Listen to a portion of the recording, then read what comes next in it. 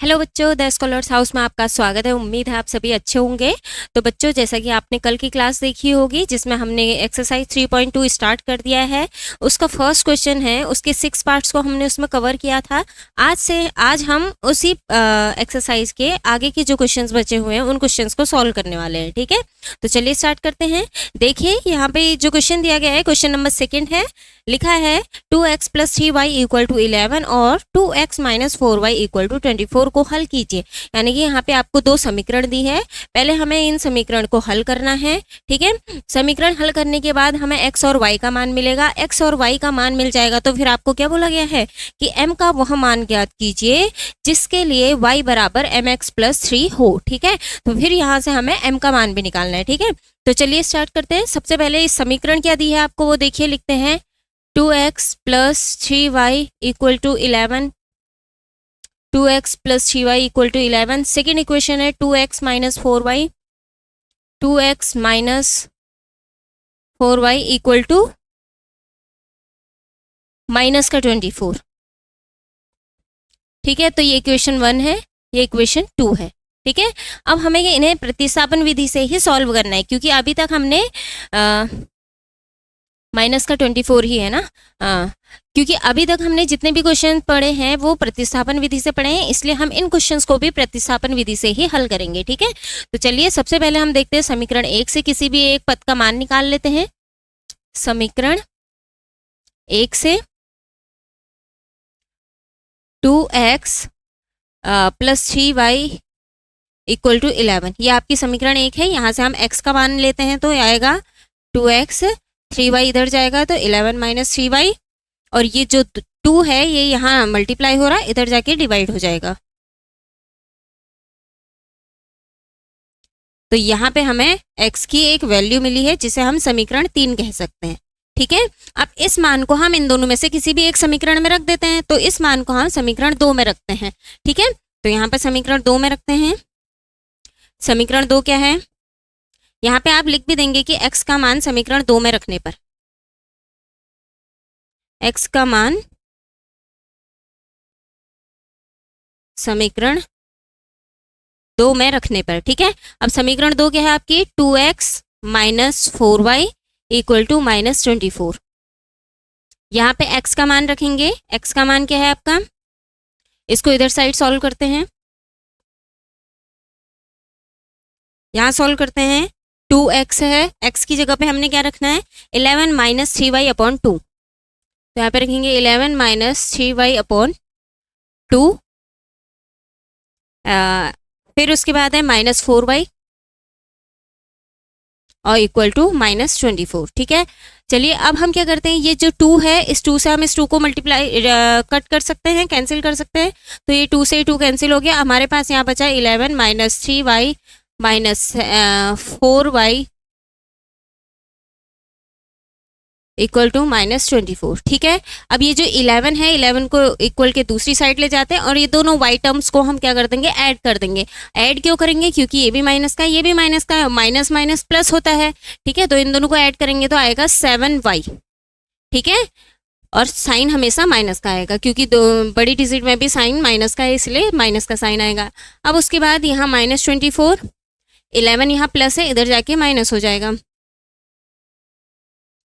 -7, और इन दोनों को ऐड करेंगे तो ये आ जाएगा -35। ठीक है, अब यहाँ से माइनस और माइनस कैंसिल हो जाएगा, y 7 यहाँ मल्टीप्लाई हो रहा है, इसको दूसरी साइड ले जाएंगे तो 35 को डिवाइड करेंगे। ठीक है, अब 7 से 35 को डिवाइड करेंगे तो यहाँ पे हमारा y की वैल्यू मिल जाएगी जो कि है 5।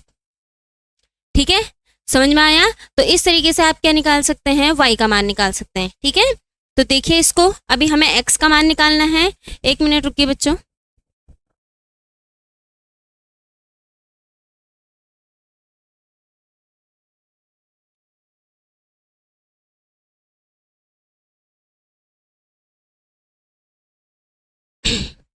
तो y का मान हमने निकाल दिया है, अब हमें x का मान निकालना है। ठीक है, तो x का मान निकालने के लिए हम इस जो y का मान हमें मिला है इसको हम समीकरण 3 में रखते हैं। ठीक है, यहाँ तक आपने किया होगा। अब इसको मैं हटा देती हूँ यहाँ पर से, यहाँ पे ही रख देती हूँ मैं। यहाँ पे देखिए हमें ये y की जगह पे 5 रखना है, तो x equal to 11 minus 3, y की जगह पे 5 रखना है अपॉन 2। ठीक है, अब इसको सॉल्व करते हैं। ये हो जाएगा 11 माइनस 15 अपॉन 2 इक्वल टू 15 में से 11 को माइनस करोगे तो माइनस का 4 आएगा अपॉन 2। यहाँ से इससे इसको डिवाइड करोगे तो आएगा 2 और साइन माइनस का आएगा, यानी कि यहाँ से हमें x की वैल्यू मिल गई है -2। ठीक है, तो y की वैल्यू हमें मिली 5 और x की वैल्यू मिल गई है -2। ठीक है, तो उम्मीद है आप सभी को ये समझ में आया होगा। इस तरीके से आप क्या कर सकते हैं, इस क्वेश्चन को सॉल्व कर सकते हैं। ठीक है, अब हमें इसमें m का मान भी निकालना है ना। 2x प्लस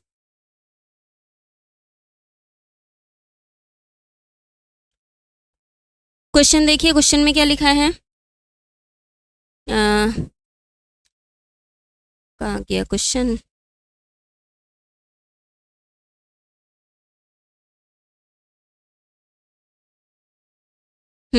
ये है क्वेश्चन, देखिए y equal to m x plus 3 से हमें m का मान भी निकालना है। तो यहाँ से हमें x और y का मान तो मिल गया, अब हमें m का मान निकालना है। तो यहाँ लिखते हैं, या आपने नोट कर लिया होगा। अब यहाँ पे देखिए क्या दिया है हमें, y equal to m x plus 3 ये है। तो x की जगह पे x की वैल्यू रखेंगे, y की जगह पे y की वैल्यू रखेंगे। तो y है आपका 5, m x है आपका -2 3। ठीक है, अब ये जो 3 है यहाँ प्लस हो रहा है, इसको इधर ले जाएंगे तो ये माइनस हो जाएगा, -3 और ये है -2। इन दोनों को माइनस करेंगे तो 2 आंसर आएगा। और यहाँ पे जो 2 है ये m के साथ मल्टीप्लाई हो रहा है और इधर जाके डिवाइड हो जाएगा, तो माइनस का 2 इक्वल टू m। अब ये 2 से 2 को डिवाइड करेंगे तो आंसर आएगा माइनस का 1। ठीक है, तो यहाँ से आपको m की वैल्यू भी मिल गई है। ठीक है, समझ में आया। तो इस तरीके से आप जो सेकंड क्वेश्चन है वो सॉल्व कर सकते हैं। तो सबसे पहले हमने क्या किया, 2 समीकरण हमें दी थी, उन समीकरण को प्रतिस्थापन विधि से हल किया और x और y का मान निकाला। देन उसके बाद इस फॉर्मूले की हेल्प से, इस समीकरण की हेल्प से हमने m का मान निकाला। ठीक है, तो उम्मीद है आप सभी को समझ में आया होगा ये क्वेश्चन। चलिए अब देखते हैं नेक्स्ट क्वेश्चन क्या है हमारा। नेक्स्ट अब हमारा क्वेश्चन 3 है और क्वेश्चन 3 के कुछ पार्ट्स हैं। ठीक है, तो इन पार्ट्स को भी हम सॉल्व करेंगे। तो यहाँ पे आपको कुछ वो दी हैं, कुछ कथन दिए हैं, कुछ समस्याएं दी हैं। इन समस्याओं को पहले आपने समीकरण बनाना है और समीकरण बनाने के बाद आपने इनको प्रतिस्थापन विधि से हल करना है। ठीक है, तो यहाँ पे आपको कुछ क्वेश्चन प्रश्न दिए गए हैं, इन प्रश्न को हम पढ़ेंगे पहले, फिर प्रश्न के आधार पर हम समीकरण बनाएंगे, उसके बाद हम इन्हें प्रतिस्थापन विधि से हल करके x और y का मान निकालेंगे। ठीक है, तो चलिए स्टार्ट करते हैं। तो क्वेश्चन थर्ड का जो फर्स्ट पार्ट है वो देखिए क्या लिखा है, 2 संख्याओं का अंतर 26 है और एक संख्या दूसरी संख्या के 3 गुनी है, तो उन्हें ज्ञात करना है। यानी कि जो संख्याएं हैं वो संख्याएं हमें ज्ञात करनी है। ठीक है, तो सबसे पहले देखिए 2 संख्याएं होंगी, दोनों संख्याओं में से एक बड़ी संख्या होगी, एक छोटी संख्या होगी। ठीक है, तो हम यहाँ पे मान लेते हैं, बेटा सबसे जरूरी होता है प्रश्न को समझना और प्रश्न को समझ के समीकरण बनाना। ठीक है, अगर आप प्रश्न को अच्छे से पढ़ेंगे तो आप ऑटोमेटिकली उसकी क्या कर सकते हैं, समीकरण बना सकते हैं। ध्यान से पढ़ के उसको समीकरण बनानी है। ठीक है, तो माना बड़ी संख्या लिखेंगे,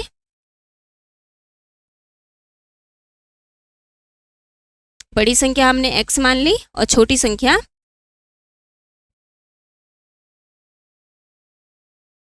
y मान ली। ठीक है, अब पहली शर्त क्या है, देखिए फर्स्ट कंडीशन आपको क्या दी है कि 2 संख्याओं का जो अंतर है वो कितना है, 26 है। तो पहले यहाँ पे लिख ले, पहली शर्त के अनुसार लिखेंगे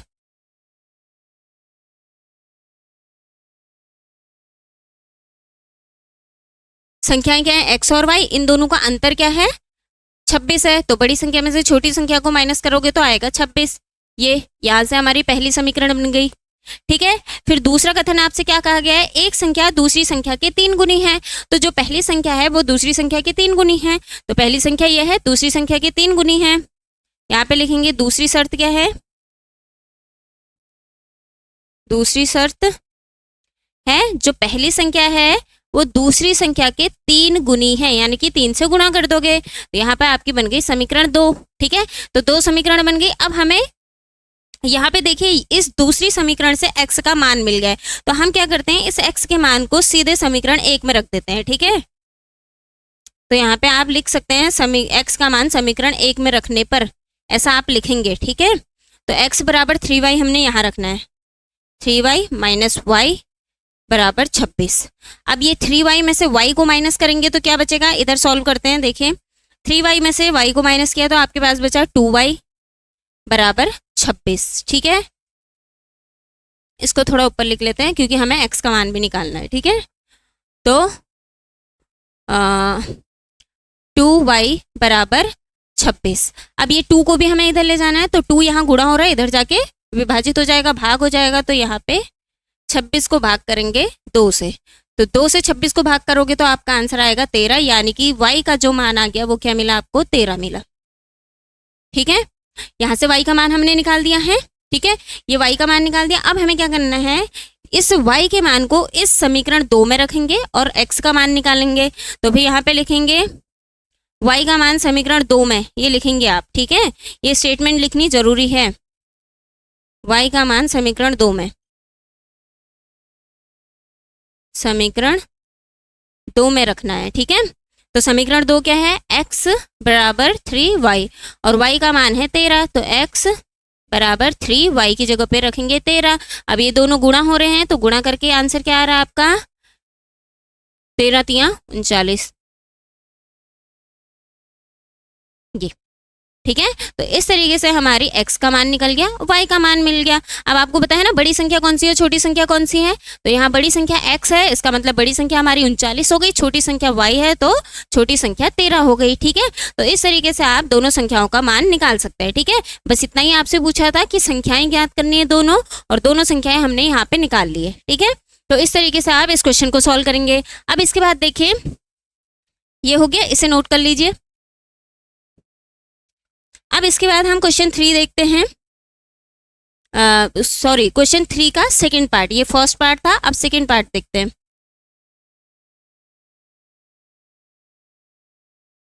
सेकंड पार्ट है आपका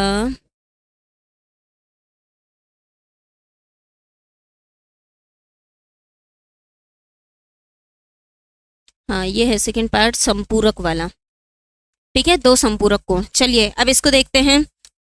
आप सभी ने ये नोट कर लिया होगा बेटा, साथ के साथ ये नोट करते रहना है जिससे कि आपकी प्रैक्टिस भी होते रहेगी, ठीक है।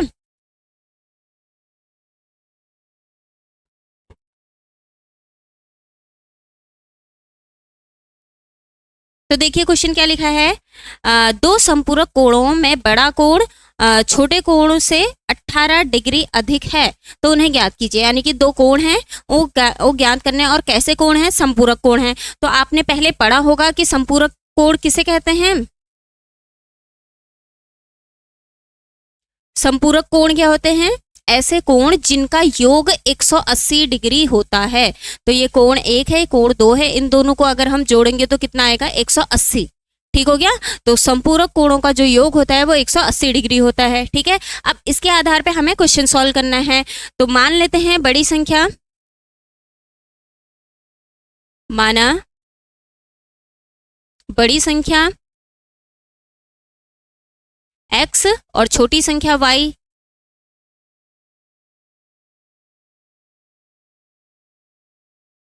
y, ठीक है। ये 2 संख्याएं हमने मान ली है। अब एक चीज देखिए, हमने क्या लिखा है, संपूरक कोण क्या होता है, 2 कोणों का योग 180 डिग्री होता है तो वो आपका संपूरक कोण कहलाता है। तो पहली कंडीशन तो हमारी यही होगी, इसके आधार पे पहली समीकरण बनेगी।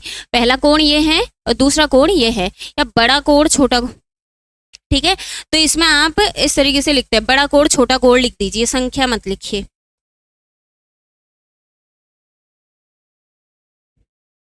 माना बड़ा कोण और छोटा कोण, ठीक है, ये लिख दीजिए। अब इसके बाद हमें क्या करना है, इस संपूरक कोण के आधार पे हमें एक समीकरण बनानी है। तो बड़ा कोण ये है, छोटा कोण ये है, और इन दोनों का योग कितना होगा, 180, ठीक हो गया। ये हमारी पहली समीकरण हो गई।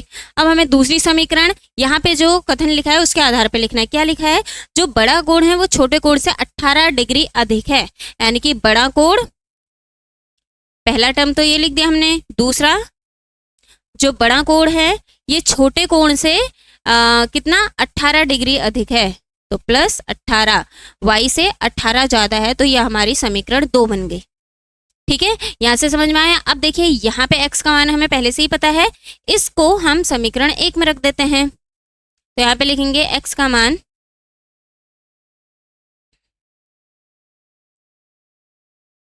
समीकरण 1 में रखने पर, तो समीकरण 1 है x plus y equal to 180 degree.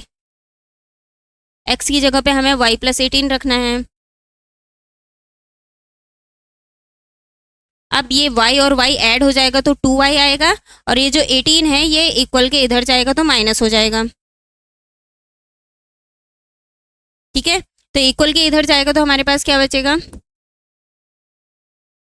यहाँ पे देखिए 2y है, 10 में से 8 गया 2, यहाँ पे बचा 7, 7 में से 1 गया 6, 2 6 और 1 162। अब हमें ये 2 को भी इधर ले जाना है, तो 162 को 2 से भाग करेंगे तो हमारा क्या आएगा, 2 8 16 और 2 1 2, यानी कि y का मान मिला 81। ठीक है, समझ में आया। तो यहाँ से y का मान मिल गया। अब हमें इस y के मान की मदद से x का मान निकालना है, तो इस y के मान को समीकरण 2 में रख देते हैं। ठीक है, यहाँ पे लिखेंगे y का मान समीकरण 2 में रखने पर, ठीक है, ये आप लिखेंगे समीकरण 2 क्या है हमारे पास, x बराबर y प्लस 18। ठीक है, तो किसका मान रखना है, y का मान रखना है, तो क्या है 81 प्लस 18। अब इन दोनों को जोड़ोगे तो क्या आएगा, 819 यानी कि 99, यानी कि x का मान क्या निकला, 99। ठीक है, तो यहाँ से x का मान मिल गया और यहाँ से y का मान मिल गया। बड़ा कोण 99 है, छोटा कोण 81 है। अब इन दोनों को जोड़ोगे तो आपका 180 आएगा। ठीक है, तो तभी ये आपके संपूरक कोण कहलाएंगे। तो उम्मीद है आप सभी को ये समझ में आया होगा। इस तरीके से आप क्या कर सकते हैं, इस तरीके से इस क्वेश्चन को हल कर सकते हैं। ठीक है, तो देखिए नोट कर लीजिए इसको।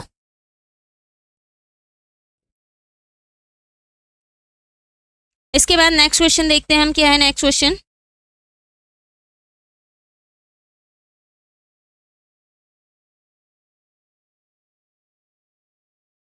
नेक्स्ट क्वेश्चन देखिए अब इसके बाद,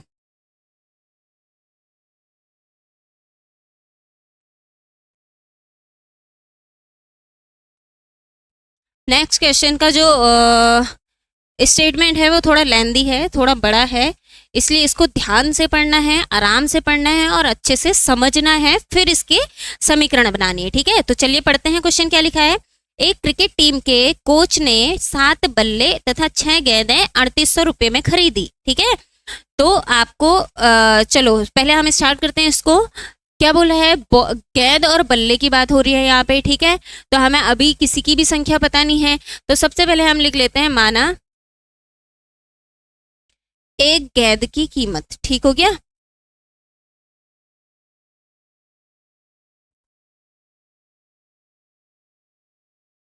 ठीक है, पहले बल्ले की लिख लेते हैं। एक माना एक बल्ले की कीमत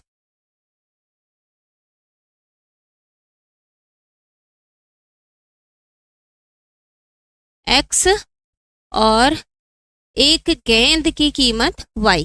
ठीक है, तो ये हमने मान ली, क्योंकि हमें एक गेंद की कीमत और एक बल्ले की कीमत तो नहीं पता, तो हमने मान ली है। ठीक है, तो फिर क्या लिखा है कि 7 बल्ले और 6 गेंदें उसने 3800 रुपये में खरीदी, और 3 बल्ले 5 गेंद उसने 1750 में खरीदी। तो आपको एक बल्ले और एक गेंद की कीमत निकालनी है। ठीक है, इसलिए हमने यहाँ एक गेंद और एक बल्ले को मान लिया है। ठीक है, वो क्यों माना है, क्योंकि हमें उसकी संख्या निकालनी है और हमें पता नहीं है। ठीक है, तो अब जो यहाँ पे हमें 2 शर्तें दी है, इन शर्तों के आधार पे हम इनकी समीकरण बनाएंगे। ठीक है, तो पहली शर्त क्या है कि जो 7 बल्ले और 6 गेंदें हैं वो उसने 3800 रुपये में खरीदी है। ठीक है, तो देखिए 7 बल्ले और 7 बल्ले बोला है, तो 7, एक बल्ले की कीमत कितनी है, x है, तो 7 बल्लों की कीमत कितनी होगी, 7 गुणा x यानी कि 7x, प्लस कितने बल्ले बोला है, कितने गेंद बोला है, 6 गेंदें बोली है, तो एक गेंद की कीमत y है, तो 6 गेंद की कीमत 6y हो जाएगी। ठीक हो गया,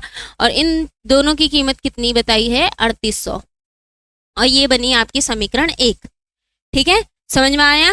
उसके बाद ये पहली शर्त के आधार पे आपको समझ में आया होगा किस तरीके से समीकरण बनाए। अब दूसरी शर्त देखिए, 3 बल्ले और 5 गेंद, एक बल्ले की कीमत x, तो 3 बल्ले की कीमत 3x, प्लस 5 गेंदें बोली हैं, तो यानी कि 5y, कितने में खरीदी है, 1750 में खरीदी है ना।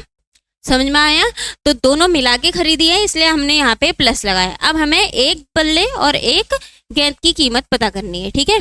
तो चलिए स्टार्ट करते हैं समीकरण 1 से।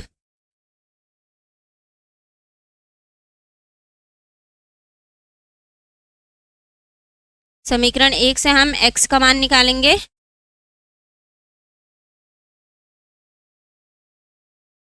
y इधर ले जाएंगे तो 7x बराबर 3800 माइनस 6y, ठीक है। उसके बाद ये 7 यहाँ गुणा हो रहा है, इसको इधर ले जाएंगे तो विभाजित हो जाएगा, यानी कि 3800 माइनस 6y बट्टे 7, ठीक है। यहाँ से ये हमें समीकरण 3 मिली।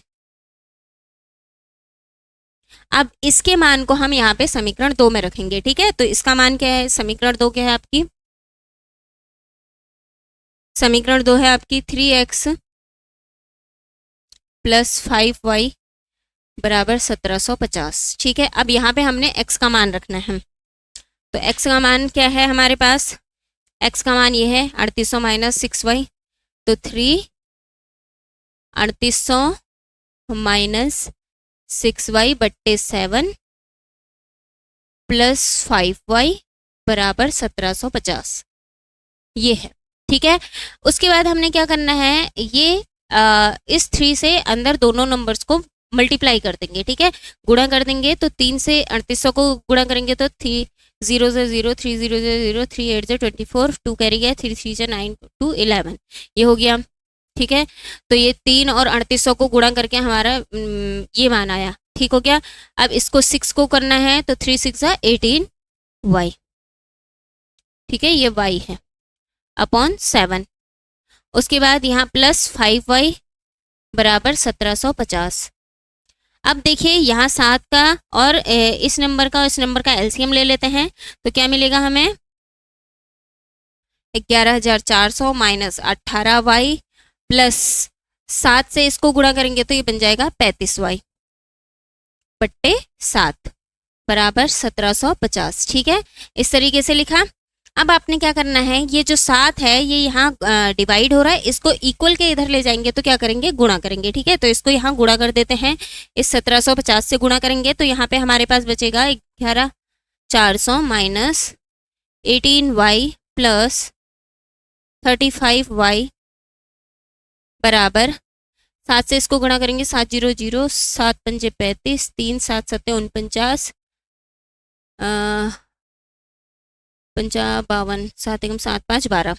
तो यहाँ पे हमारा ये वैल्यू हमें मिल रही है इनको गुणा करके, ठीक है। तो क्या मिल रहा, 12250, 1750 और 7 को गुणा करके मिल रहा है।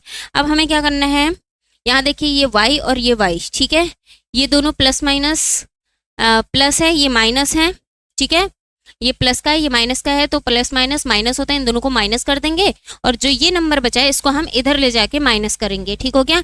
ये प्लस का है, इक्वल के इधर साइड जाएगा तो माइनस हो जाएगा, तो यहाँ पे इन दोनों को माइनस करो, क्या आएगा, यहाँ पे 2 1, यहाँ पे 17y बचा, ठीक है। इन दोनों को घटा के 17y बचा। अब ये जो ये नंबर है इसको हम इधर ले जाएंगे और यहाँ माइनस कर देंगे, माइनस 11400। अब यहाँ पे माइनस करके देखते हैं एक बार इसको, ये है 12250 को उससे माइनस करना है 11400 को, तो आपका आएगा 0 5, 12 में से 4 गया 8, यहाँ पे बचा 1 1 0, यानी कि इन दोनों को माइनस करके आ रहा है आपका 850, ठीक है। यहाँ तक समझ में आया किस तरीके से करना है?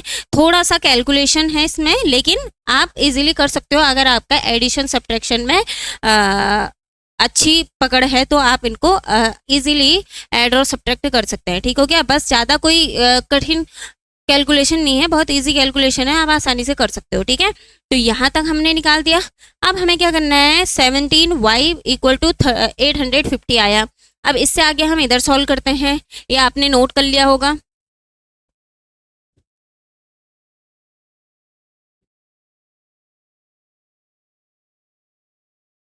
क्या आया हमारे पास, 17y का मान है 850, तो हम ये जो 17 है इसको इधर ले जाएंगे, यहाँ गुणा हो रहा है, इसको इधर ले जाके भाग कर देंगे, यानी कि 850 को भागा करना है 17 से, तो 17 से इसको भाग करोगे, 17 पंजे 85 और 0, ठीक है, तो y का मान यहाँ से क्या मिला आपको 50।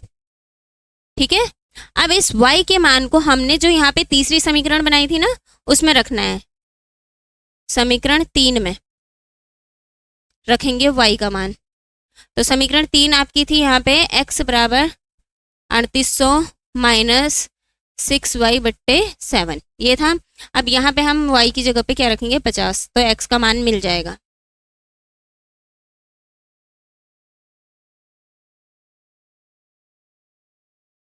इसको सॉल्व करें, यहाँ पे आएगा 3800 माइनस 6×5 = 300/7।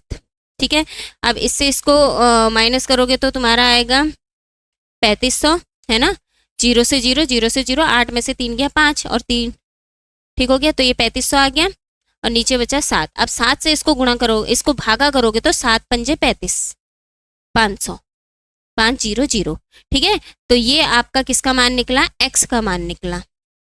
समझ में आया, तो x का मान निकला 500 और y का मान मिला है 50। ठीक है, तो इसका मतलब x हमारा क्या था, बल्ले की कीमत थी, तो एक बल्ले की कीमत हो गई है 500 और एक बॉल की कीमत हो गई है 50 रुपये। ठीक है, तो ये समझ में आया होगा। इस तरीके से आप क्या कर सकते हैं, गेंद और बल्ले की कीमत निकाल सकते हैं। ठीक है, तो ये यहाँ तक था, इसके बाद जो भी स्टेप्स हैं वो इधर सॉल्व किए हैं। ठीक है, तो उम्मीद है आप सभी को समझ में आया होगा ये क्वेश्चन। बेटा इनको करना बहुत आसान होता है, बट आपको जो प्रश्न है उसको अच्छे से पढ़ना है और समझना है। ठीक है, बाकी प्रतिस्थापन विधि आपको अच्छे से आती है ना। तो चलिए अब नेक्स्ट क्वेश्चन पे चलते हैं। सभी ने नोट कर लिया होगा ये। अब नेक्स्ट क्वेश्चन देखते हैं क्या है।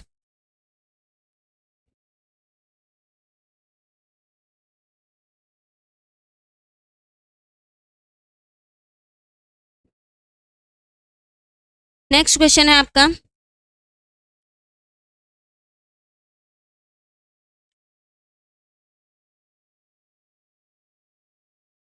नेक्स्ट क्वेश्चन कहाँ गया, एक क्रिकेट टीम ये हो गया, इसके बाद आपका हाँ ये वाला क्वेश्चन है नेक्स्ट। ये देखिए, ठीक है, अब ये क्वेश्चन थोड़ा लेंदी है, ये भी बहुत लेंदी क्वेश्चन है, बहुत बड़ा दिखाई दे रहा है। इसको भी आपने आराम से पढ़ना है और अच्छे से समझना है। ठीक है, तो सबसे पहले देखिए क्वेश्चन पढ़ लेते, क्या लिखा है। एक नगर में टैक्सी के भाड़े में एक नियत भाड़े के अतिरिक्त चली गई दूरी पर भाड़ा सम्मिलित किया जाता है। 10 किलोमीटर दूरी के लिए भाड़ा 105 रुपये है और 15 किलोमीटर के लिए भाड़ा 155 रुपये है। तो आपको नियत भाड़ा तथा प्रति किलोमीटर भाड़ा क्या है ये निकालना है।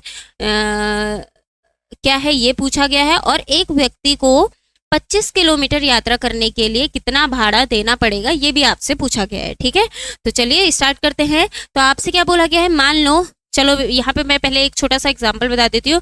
मान लो आपको इस जगह से इस जगह जाना है। ठीक है, तो आप यहाँ पे आपको इस जगह से इस जगह पे जाना है, तो आपको क्या बोला गया है कि उस टैक्सी का, जिस टैक्सी में आप जा रहे हैं उस टैक्सी का कोई एक नियत भाड़ा है। ठीक है, तो यहाँ नियत भाड़ा मान लो 5 रुपये है, कि अगर आप टैक्सी में बैठे हो तो 5 रुपये तो आपको देना ही पड़ेगा। ठीक है, उसके बाद आपसे बोला है कि प्रति किलोमीटर के आधार पे आप क्या करेंगे, भाड़ा आपका उसमें जुड़ता जाएगा। तो मैंने बोला जैसे कि टैक्सी में बैठने का किराया यानी कि जो नियत भाड़ा है वो 5 रुपये है, और पर किलोमीटर का आपको जैसे कि क्या पड़ रहा है, 10 रुपये पड़ रहा है मान लो। तो आपकी जो डिस्टेंस है यानी कि आपको जो जिस दूरी पे जाना है वो लगभग 3 किलोमीटर है।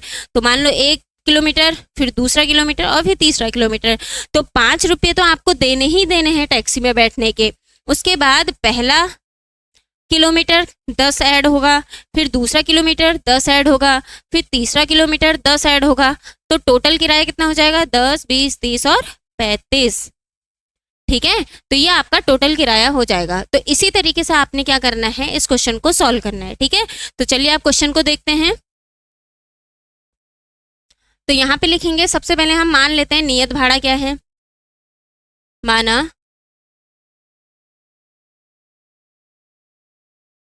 नियत भाड़ा है आपका x रुपये। ठीक है, क्योंकि वो हमें पता नहीं है।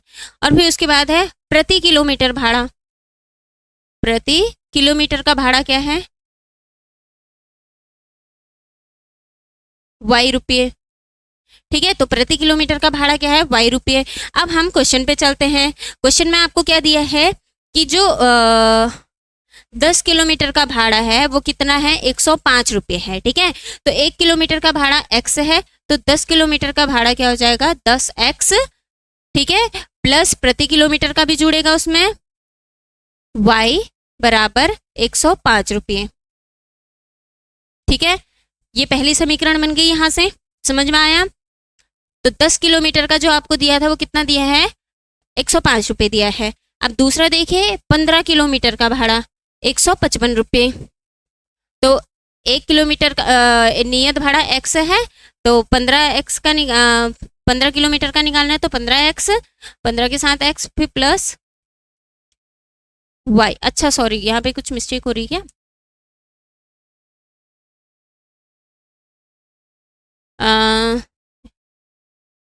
155 है।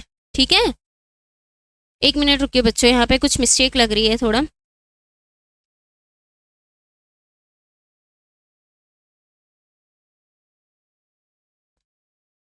हाँ, यहाँ पे थोड़ा सा हमने समीकरण बनाने में गलती कर दी है। ठीक है, इसीलिए मैं आपसे कह रही हूँ कि हमें क्या करना है, जो प्रश्न दिया है उसको अच्छे से पढ़ना है। ठीक है, तो हमसे बोला गया है कि 10 किलोमीटर का भाड़ा 105 रुपये दिया है, तो x तो हमारा नियत भाड़ा है ना, तो x तो ऐसे ही लिखोगे क्योंकि वो तो नियत भाड़ा है, वो तो आपको देना ही है।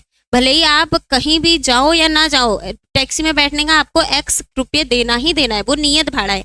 बस उसमें आप ऐड करोगे किलोमीटर के हिसाब से भाड़ा, यानी कि आप कितने किलोमीटर चल रहे हो। ठीक है, तो आप पहला जो कंडीशन है उसमें 10 किलोमीटर चल रहे हो, तो यहाँ पे 1 किलोमीटर का y रुपये है, तो 10 किलोमीटर का 10y हो जाएगा।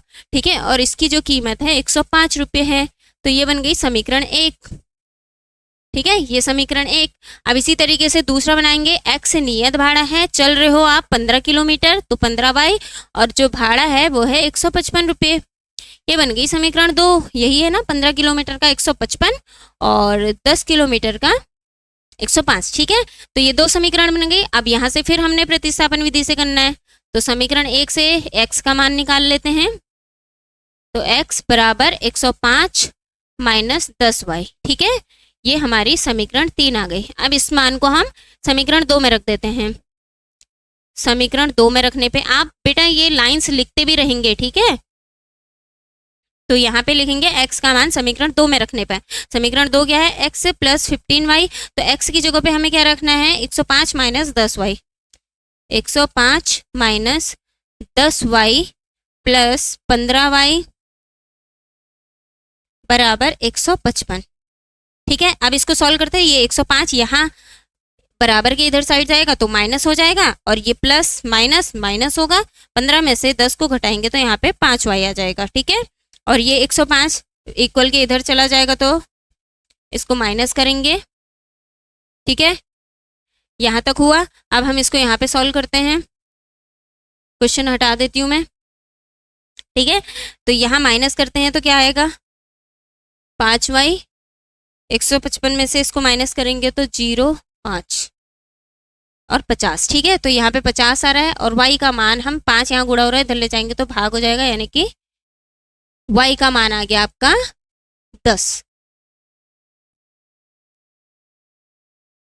यहाँ से y का मान आपको 10 मिल गया। ठीक है, अब हमने इस मान को इस समीकरण 3 में रख देना है, तो समीकरण 3 में रखने से आपको x की वैल्यू मिल जाएगी।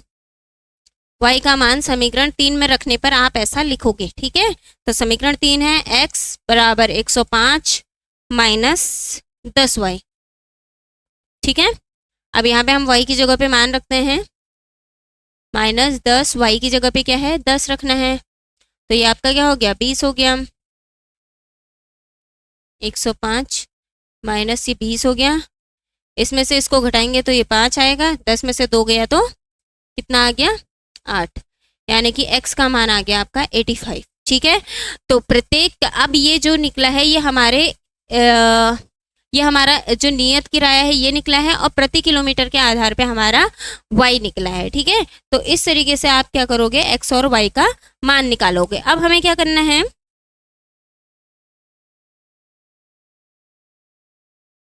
अच्छा बेटा रुको, यहाँ पे हमारी मिस्टेक हो रही है, तभी मैं कहूँ इतना बड़ा नंबर कैसे आ गया। यहाँ पे हमने गुणा करना था, मैंने जोड़ दिया है ना। तो 10 को 10 से जोड़ना है तो यहाँ पे 100 आएगा। सॉरी गुणा करना है, ये मल्टीप्लाई में है ना दोनों, तो 10 10 हम 100। ठीक है, अब 105 में से 100 माइनस करेंगे तो यहाँ पे 5 आ जाएगा।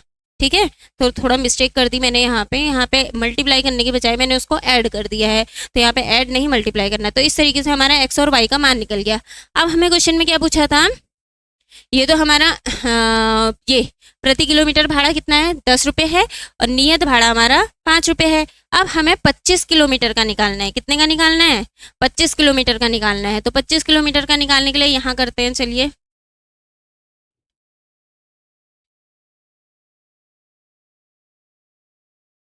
तो 25 किलोमीटर का किराया निकालने के लिए देखिए, एक्स नियत मान तो नियत भाड़ा तो लगेगा ही, प्लस 25 किलोमीटर का निकालना है तो 25, 1 किलोमीटर का वाई तो 25 किलोमीटर का 25 वाई। अब यहाँ हम एक्स और वाई का मान रख देंगे। एक्स है आपका 5 और वाई है आपका, यहाँ पे लिखोगे 25 किलोमीटर का भाड़ा। ठीक है, 25 किलोमीटर का भाड़ा कैसे निकालोगे, ये है।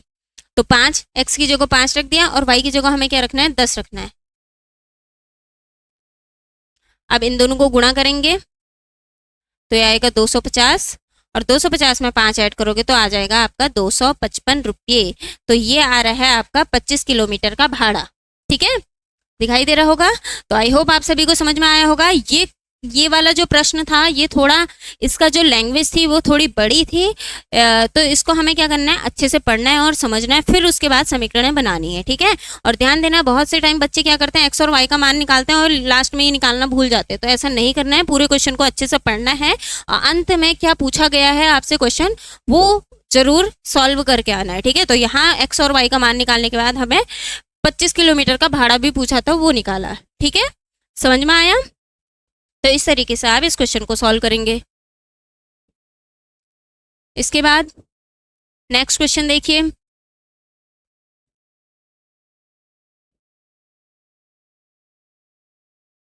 इसके बाद नेक्स्ट क्वेश्चन क्या है,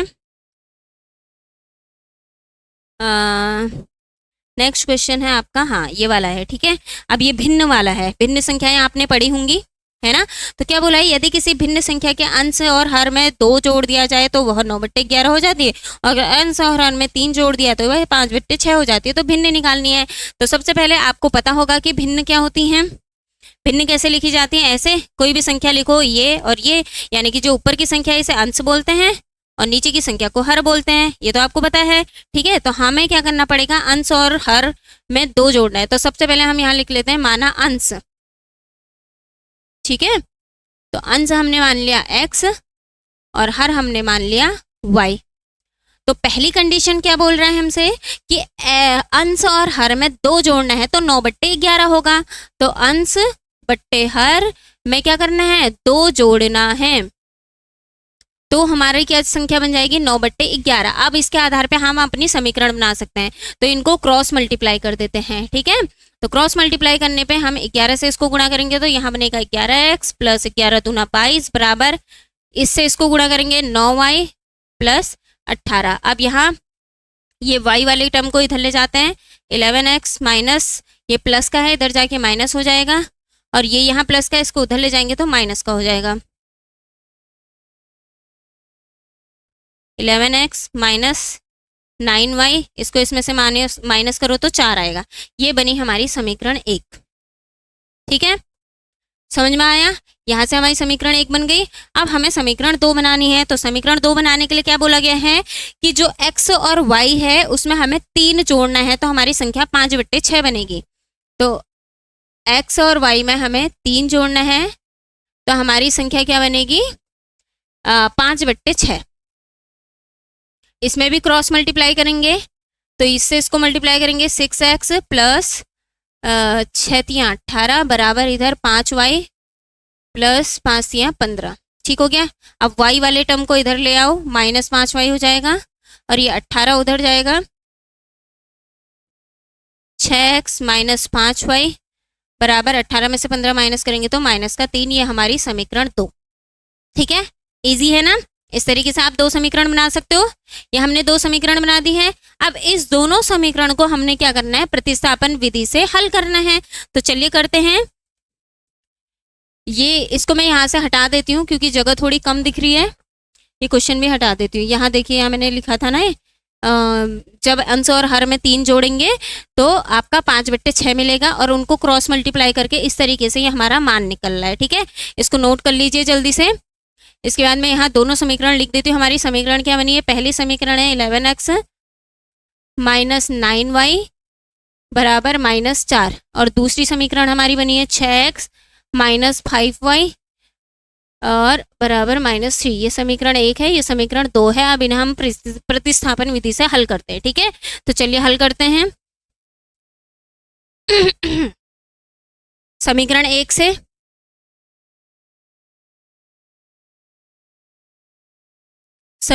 से हम x का मान निकालेंगे 9y माइनस 4, 9y उधर जाएगा तो 11x बराबर -4 प्लस का 9y हो जाएगा और ये 11 नीचे चला जाएगा, -4 प्लस 9y बट्टे 11। ये हमारा x का मान निकल गया। समीकरण 3 इसको कह सकते हो। ठीक है, अब इसको हम समीकरण 2 में रख देते हैं। यहाँ पे लिखेंगे समीकरण 2 में रखने पर। ठीक है, समीकरण 2 क्या है आपकी, 6x माइनस 5y बराबर -3। ठीक है, उसके बाद हमने क्या करना है, यहाँ पे मान रखना है तो इधर कर लेते हैं। क्वेश्चन हटा दिया। 6x की जगह पे हमने रखना है -4 प्लस का 9y बट्टे 11। ठीक है, और फिर यहाँ पे आपका क्या है, -5y बराबर -3। ठीक है, अब इनको गुणा कर लेते हैं अंदर। 6 से 4 को गुणा करेंगे तो -24 आएगा, प्लस 9 को गुणा करेंगे तो 9 × 54 y आएगा और नीचे 11 है, यहाँ -5y आएगा बराबर 3 आएगा। अब यहाँ हम एलसीएम ले लेते हैं। एलसीएम लेने के बाद यहाँ पे आपका -24 प्लस 54y और इससे इसको गुणा करेंगे तो -55y। ठीक है, एलसीएम लेना तो आपको आता होगा ना, नीचे जो नंबर होता है इससे ऊपर वाले को गुणा कर दो अगर इसके बट्टे में कोई संख्या नहीं है तो। ठीक है, तो नीचे 11 आ गया। अब ये 11 यहाँ गुणा हो जाएगा -3 के साथ, इसको गुणा कर देंगे क्योंकि ये यहाँ भागा हो रहा है, इधर जाके गुणा हो जाएगा। तो यहाँ पे बचेगा हमारे पास -24 प्लस 54y -55y बराबर, इसको गुणा करेंगे 11 × 33, ये आ गया। ठीक है, यहाँ तक समझ में आया। अब देखिए 24 उधर चला जाएगा और ये प्लस है, ये माइनस है, प्लस माइनस माइनस, यानी कि 55i में से 54y घटाएंगे तो 1y बचेगा, यानी कि माइनस का y। और यहाँ ये -33 है, ये इधर जाके +24 हो जाएगा। तो प्लस माइनस माइनस इन दोनों को घटाएंगे तो आपका क्या आएगा, इन दोनों को घटा के आपका आएगा 4 में से 3 गया 1, सॉरी 13 में से 4 गया 9। ठीक है, यानी कि माइनस, और माइनस से माइनस कैंसिल हो जाएगा, यानी कि y का मान आया आपका 9। ठीक है, तो यहाँ से y का मान मिल गया, y का मान मिल गया 9। अब हमें x का मान निकालना है। अब इस y के मान को हमें इस समीकरण में रखना है। ठीक है, तो यहीं पे कर लेते हैं। y का मान यहाँ पे समीकरण में रखेंगे तो x बराबर -4y प्लस 9y की जगह 9 रखोगे बट्टे 11, x बराबर -4 ऊपर 9 9 81 आएगा बट्टे 11। ठीक है, ये दिखाई दे रहा है, बट्टे 11। इसके बाद इन दोनों को प्लस माइनस करेंगे तो क्या आएगा यहाँ पे तुम्हारा 7, हाँ ठीक है 77 आएगा। ठीक है, माइनस का 11 से इसको डिवाइड करेंगे तो आपका आएगा 77, यानी कि -7। सॉरी, यहाँ माइनस का नहीं आएगा, प्लस का आएगा, क्योंकि बड़ी संख्या का चिन्ह लगाते हैं ना, तो बड़ी संख्या 81 है तो बड़ी संख्या प्लस है, पॉजिटिव नंबर है, तो यहाँ आंसर भी पॉजिटिव नंबर आएगा। यानी कि यहाँ से हमें x का मान क्या मिल गया है, 7। ठीक है, तो x और y दोनों का हम मान मिल गया है। क्या मिला है, x का मान है 7 और y का मान है 9। अब अगर आपसे पूछा गया है कि भिन्न संख्या क्या है, तो x जो हमने अंश माना था वो अंश ऐसे लिखते हैं ना, संख्या को अंश ऊपर लिखते हैं, हर नीचे लिखते हैं। तो अंश हमने x माना था और हर हमने y माना था, तो हमारी जो भिन्न संख्या बनी वो क्या बनी, 7/9। ठीक है, समझ में आया? तो इस तरीके से आप इस क्वेश्चन को करेंगे। आई होप आप सभी को समझ में आ रहे होंगे ये क्वेश्चंस। अब बस एक लास्ट क्वेश्चन और बचा है, इसे भी सॉल्व कर लेते हैं। चलिए,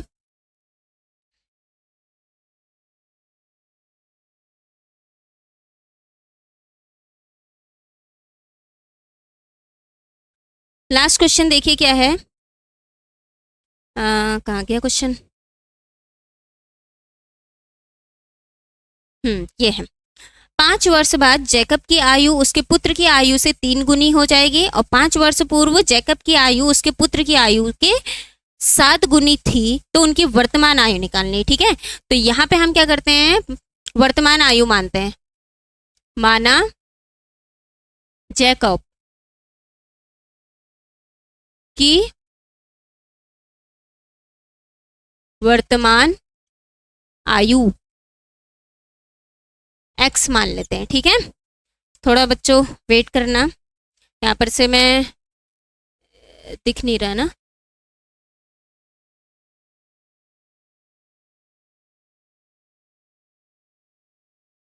इसमें थोड़ा इंक फिल करती हूँ मैं। जैकब की आयु हमने मान ली है x, अब उसके पुत्र की आयु को क्या मानेंगे, y। क्या मानेंगे, y। ठीक है, तो चलिए लिखते हैं। तो बच्चों मुझे उम्मीद है आप सभी को ये क्वेश्चन समझ में आ रहे होंगे, और अगर आप इस क्लास में नए हैं तो हमारे चैनल को सब्सक्राइब कीजिए, साथ ही बेल आइकॉन प्रेस कर दीजिए, जिससे कि आपको आने वाली सभी वीडियोस का नोटिफिकेशन मिलता रहे। ठीक है, तो जैकब की आयु हमने ले ली है। उसके बाद आपको इस क्वेश्चन को थोड़ा यहाँ से अभी हटा देते हैं। ठीक है, जैकब की आयु हमने x ले ली है और उसके पुत्र की आयु को हमने क्या ले लिया, y। पुत्र की वर्तमान आयु है y। ठीक है, तो अब क्या पूछा है, 5 वर्ष बाद बोला है। 5 वर्ष बाद दोनों की आयु पूछी है, तो 5 वर्ष बाद क्या होगा, दोनों की आयु में 5-5 ऐड हो जाएगा, है ना, दोनों की आयु 5 साल बढ़ जाएगी, है ना। तो अगर 5 वर्ष बाद आपसे पूछा है, तो 5 वर्ष बाद क्या बोला था, जो इनकी आयु है 5 वर्ष बाद जो पिता की आयु यानी कि जैकब की आयु है वो पुत्र की आयु के 3 गुनी है, यानी कि इसको 3 से गुणा कर देंगे। ठीक है, और यहाँ पे 5 वर्ष पहले का भी लिख लेते हैं, फिर समीकरण बनाते हैं। 5 वर्ष पहले अगर बोला है तो 5 वर्ष माइनस करोगे, x माइनस 5 कितनी हो जाएगी, हाँ y माइनस 5 कितनी गुनी है, 7 गुनी है। ठीक है, तो अब क्वेश्चन को हटा देती हूँ मैं ऐसे। अब देखिए यहाँ से समीकरण बनाते हैं, तो समीकरण बनाने के लिए हमें यहाँ गुणा करना पड़ेगा। ये हो गया 3y प्लस 15। अब ये जो y है इसको इधर ले आते हैं, y वाला टर्म, और x वाला टर्म, ये नंबर उधर ले जाते हैं। तो 15 माइनस 5, यहाँ पे आया x माइनस 3y बराबर 15 में से 5 माइनस करोगे 10। ये हमारी पहली समीकरण बनी। ठीक है, समझ में आया? तो यहाँ से हमारी पहली समीकरण बन गई। अब यहाँ से हम दूसरी समीकरण बनाते हैं, तो ये यहाँ गुणा करो, इसको यहाँ कर लेती हूँ मैं। यहाँ देखिए x और पहले गुणा कर लेते हैं, x माइनस 5 है इधर, यहाँ 7 से अंदर गुणा कर देंगे दोनों को, तो 7y माइनस 7 5 ज़ा 35। ठीक है, अब ये जो y वाला टर्म है ये इधर चला जाएगा, x माइनस 7y बराबर ये 5 इधर चला जाएगा माइनस, और ये प्लस हो जाएगा, तो ये दोनों क्या हो जाएंगे 30, minus plus minus x minus 7y बराबर माइनस का 30। ये हमारी समीकरण 2 निकल गई। ठीक है, अब यहाँ से हमारी दोनों समीकरण निकल गई, समीकरण है ना, इस तरीके से हम समीकरण निकाल दी है 2। अब इन समीकरण के आधार पे इसे सॉल्व करना है। ठीक है, तो मैं इसको यहाँ से हटा दूँ, यहाँ पे सिर्फ हम समीकरण लिखते हैं और इसको सॉल्व करने की कोशिश करते हैं। ठीक है, तो पहली समीकरण हमारी x माइनस 3y बराबर 10, और दूसरी समीकरण है x माइनस 7y बराबर माइनस का 30। ये दूसरी समीकरण है। ठीक है, अब इन्हें सॉल्व करते हैं। तो पहले समीकरण 1 से हम किसी एक टर्म का मान निकाल लेंगे।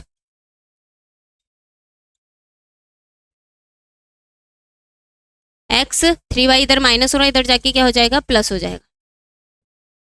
यहाँ हमारी समीकरण 3 निकल गई। इसको हम सेकेंड समीकरण में रख देते हैं, ठीक है, समीकरण 2 में।